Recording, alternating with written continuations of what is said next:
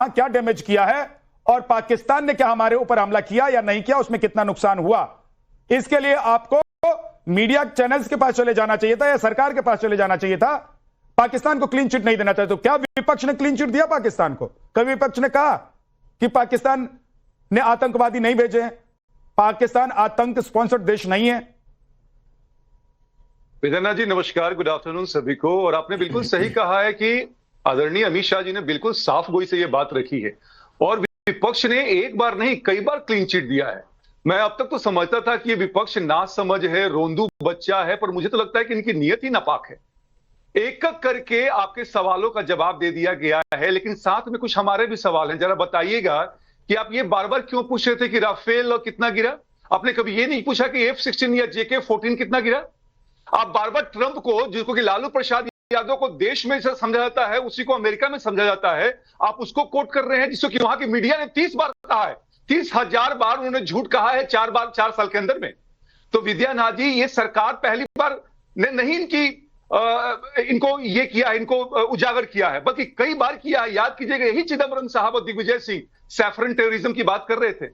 26/11 होता है तो यहां पे किताबों का विमोचन होता है। ये कहां की तैयारी थी भाई? और क्या ये देश के विरुद्ध में ही आपका काम है? रहते हैं यहां पे, खाते हैं यहां पे और गाते हैं पाकिस्तान का। जो पाकिस्तान बोलता है, जो चाइना बोलता है, आप यही बात बोलते हैं। एक बात बताइए, चाइना अमेरिका के पास हमसे बेहतर टेक्नोलॉजी है कुछ कुछ मामलों में। क्या उन्होंने कहीं भी से कुछ दिखाया कि जो हमारी क्षति हुई है? एक बार किसी ने, पूरे विश्व ने नहीं दिखाया, क्योंकि विश्व ने उल्टा दिखाया कि हमने उनको मारा। लेकिन फिर भी आप क्या कहते हैं? आप पूछते हैं कि भैया हमारी क्षति क्या हुई है। अरे आप देश की भलाई चाहते हैं, देश का बेहतरी चाहते हैं कि पाकिस्तान का चाहते हैं? एक बार ये खुल के आप बोल दें ताकि जनता भी समझ जाए कि बार बार जो ये चीजें हैं ना, ये नहीं हो पाएंगी। अब राजेश गुप्ता जी, अब विपक्ष को कोई शक तो नहीं है, कोई शक सुबह तो नहीं है ना कि क्या हुआ ऑपरेशन सिंदूर में, आतंकी जो मारे गए हैं वो कौन थे? अब आप लोगों को सारे जवाब क्लियरली मिले हैं और मुझे तो लगता है कि आप लोगों को यह भी लग रहा होगा कि भाई कहीं ये चर्चा की मांग करके हमने गलती तो नहीं कर दी। अमित शाह ने तो आज पूरी तरीके से 2005 से लेकर और 11 तक, 14 तक क्या क्या हुआ वो एक एक करके आंकड़ों के साथ ऐसे बताया कि पूरा विपक्ष धुल गया।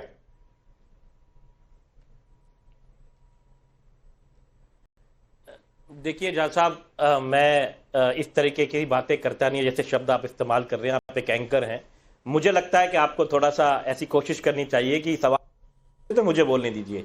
विपक्ष धुल गया या सत्ता पक्ष की बेइज्जती हो गई, ये जनता को तय कर लेनी चाहिए। आप अपने व्यूज ना बताएं, आप सिर्फ न्यूज बताएं तो ज्यादा अच्छा होगा। बाकी आपका चैनल है, आप कुछ भी बोल सकते हैं। राजेश भाई, मैंने तो जो अमित शाह ने बोला है हमारा सवाल वही बता रहा हूं। हमें उन्होंने जिस तरीके से अपनी बातें रखी हैं उससे ना सिर्फ आप लोगों के सारे सवाल धुले हैं, बल्कि आप लोग जो अभी तक शक कर रहे थे ऑपरेशन को लेकर, आप लोग जो आतंकियों के मारे जाने को लेकर शक कर रहे थे, वो सारे सवाल धुल गए।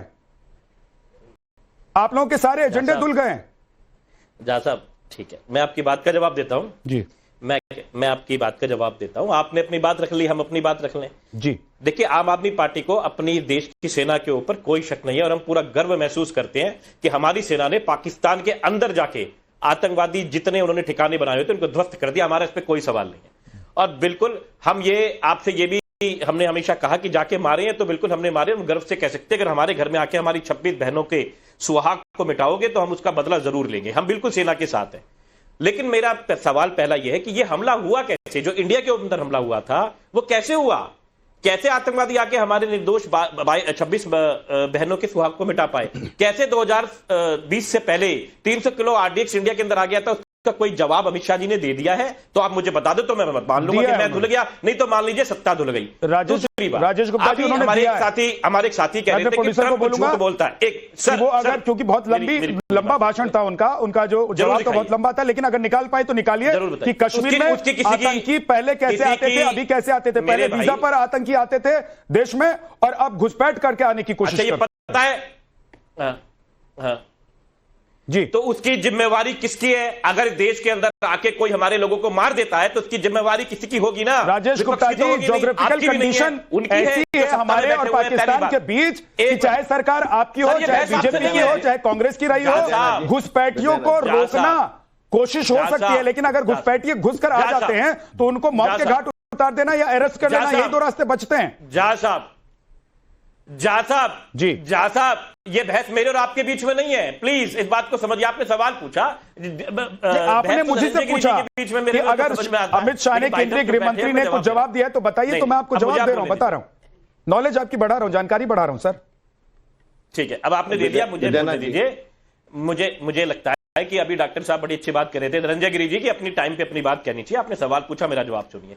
दूसरा, हमारे एक साथी ने कहा कि ट्रंप तो झूठ बोलता है, उसको लोग मजाक में लेते हैं। तो हमने तो नहीं कहा कि ट्रंप हमारा दोस्त है, आदरणीय प्रधानमंत्री जी कह रहे थे मेरा बड़ा अच्छा दोस्त है ना, ट्रंप के लिए वोट मांगे जा रहे थे, तो प्रधानमंत्री जी बता दें कि उनका दोस्त झूठ बोल रहा है। एक बड़े देश का, अमेरिका कोई छोटा देश नहीं है, राष्ट्रपति रोज जा जाके बोल रहा है कि मैंने रुकवा दिया, तो आप एक प्रेस कॉन्फ्रेंस करके प्रधानमंत्री जी बोल दे कि झूठ बोलता और मेरा दोस्त नहीं है, वो इंडिया के ऊपर बार बार आरोप लगा रहा है। क्यों नहीं ये बात करी जाती? ये सवाल सरकार से करना कोई गलत बात नहीं है कि धुल गए पूछ गए, ये कुछ नहीं है। हम जो सवाल कर रहे हैं सरकार से कर रहे हैं, सेना से कोई सवाल नहीं है, और सरकार से भी वो करने जो वाजिब है। जैसे मैंने कहा, हमें कोई शक नहीं है, हमारी सेना ने बड़ा अच्छा काम करा, हमें इस बात पे गर्व है। ठीक है राजेश जी, सवाल करना आपका भी हक है क्योंकि आप विपक्ष में हैं, सवाल करना मेरी भी जिम्मेदारी है क्योंकि मैं पत्रकार हूं। सवाल का जवाब सिर्फ और सिर्फ प्रधानमंत्री ही दे, यह जरूरी नहीं है, क्योंकि सवाल का जवाब सिर्फ और सिर्फ प्रधानमंत्री ही दे, यह जरूरी नहीं है, क्योंकि इस देश में जो पूरी व्यवस्था है उसमें कई मंत्री हैं जिनका अलग अलग विभाग है। हर सवाल का जवाब देने के लिए हमारे देश में, हमारी व्यवस्था में, हमारे संविधान में जो संरचना है उसके लिए जिम्मेदार व्यक्ति है। अगर वो व्यक्ति जिम्मेदार व्यक्ति जवाब देता है तो उसको भी स्वीकार करना चाहिए। लेकिन ठीक है राजेश जी, आपने फिर सवाल उठाया, उसको लेकर मैं धनंजय जी के पास जाऊंगा। लेकिन राजीव प्रताप प्रतापगढ़ी जी, मेरा सवाल यह है कि आज सोनिया गांधी के उन्होंने जो लिखा है, उनका जो एक आर्टिकल है वो भी बहुत चर्चा में, उनको गाजा की चिंता सता रही है। उनको यह चिंता नहीं सता रही है कि पाकिस्तान और भारत के बीच जो हुआ उसके बाद अब आगे क्या होना चाहिए।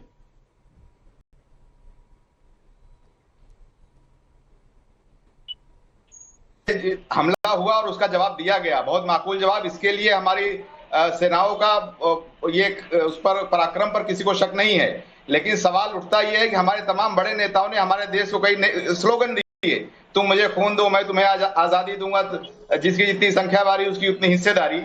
लेकिन हमारे नेता, इस वक्त के जो प्रधानमंत्री है, उन्होंने एक नारा दिया कि आपदा में अवसर। तो जहां जहां आपदा मिलती है वहां भाजपाई कूद पड़ते हैं, वहां अवसर ढूंढने लगते हैं। ये सिंदूर बांट रहे थे हमारी मां बहनों को, इनको भारतीय संस्कृति का अंदाजा नहीं है कि हमारी माताएं बहनें सिंदूर केवल अपने पति से बार चर्चा कर चुका हूं, पता चल चुका है राजीव भाई, इस पर 10 बार चर्चा कर चुका हूं और मुझे लगता है कि 3-4 बार आप भी मेरी डिबेट में बैठे होंगे। आज के मुद्दे पर रहिए। मैं पूछ रहा हूं कि सोनिया गांधी को गाजा की चिंता होनी चाहिए कि देश की चिंता होनी चाहिए? देश पर सवाल उठाएंगे, सेना के पराक्रम और सरकार के एक्शन पर आप लोग सवाल पूछते रहेंगे, उधर गाजा की चिंता में परेशान रहेंगे।